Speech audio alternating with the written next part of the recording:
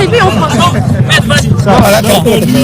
Mon confrère El Diouf, comme il vous l'a dit tout à l'heure, va s'exprimer en Wolof. Et moi, je vais me charger de la version française de ce qui s'est passé tout à l'heure.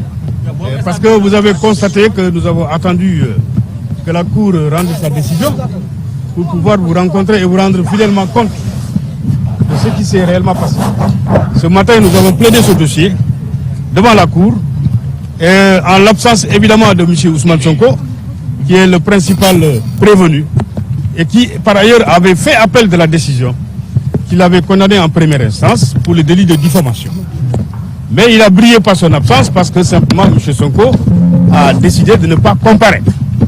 Et puis la Cour en a tiré toutes les conséquences, c'est-à-dire la retenue du dossier et la plaidoirie, la parole donnée aux avocats de M. Mamba Niang et au procureur général.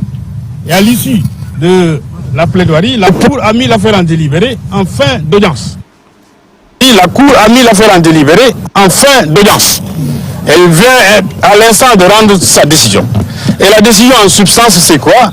C'est que la Cour a infirmé partiellement le jugement entrepris, c'est-à-dire le jugement qui a été déféré devant elle, elle a partiellement infirmé, retenu le délit de diffamation, retenu par ailleurs le délit d'injure publique.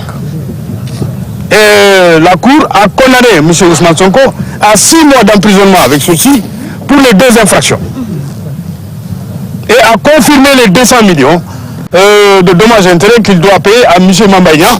Mais par ailleurs, la Cour a fixé la contrainte par corps au maximum. C'est-à-dire aujourd'hui, si Mamba Niang doit exécuter cette décision et que M. Ousmane Sonko ne paye pas le montant des dommages et intérêts, évidemment, M. Mamba Niang a la possibilité de l'envoyer en prison par le biais de la contrainte par corps, qui est fixée au maximum par la Cour, c'est-à-dire 2 ans. Donc, par conséquent, ce qu'il faut retenir, c'est que cette décision est intervenue. Elle permet à M. Mamba Niang au moins d'avoir la contrainte par corps. Cette contrainte par corps lui permettra demain de l'exercer contre M. Ousmane Sonko, contrairement à ce que M. Sonko dit. Mamba Niang d'une jot khalissam, il recevra son argent en quelque sorte. Bien évidemment, on va vous poser la question quand même, à savoir si aujourd'hui une telle décision pourra impacter pour les élections. Est-ce qu'il sera éligible? Je vous pose directement la question. Bon, en fait, moi, en tant qu'avocat, ce que je peux dire, c'est que les avocats d'Ousmane Sonko, eux-mêmes, lors d'un point de presse, avaient déjà défini les contours d'une inéligibilité de Ousmane Sonko. Donc Ousmane Sonko lui-même ayant été condamné à 6 mois à sortir du sursis, il est bien évident que si cette décision est définitive, M. Ousmane Sonko est définitivement exclu de la course. Qu'est-ce que vous voulez dire par définitive en fait? Définitive, c'est-à-dire il y a des voies de recours encore. Parce qu'il a 6 jours à compter de la notification de la décision pour se pourvoir en cassation.